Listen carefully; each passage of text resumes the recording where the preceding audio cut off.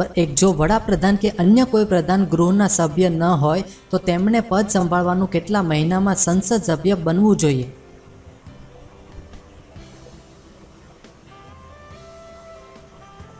જવાબ છે 6 મહિના. સવાલ નંબર 2, એવું કોણ છે જેનો ફોટો બધા પાસે હોય છે?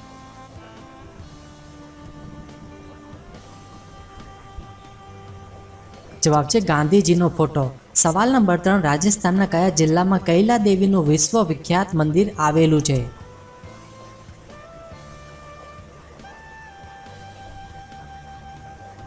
જવાબ છે કરૌલી. સવાલ નંબર 4, આંતરરાષ્ટ્રીય માનવ અધિકાર દિવસ ક્યારે ઉજવવામાં આવે છે?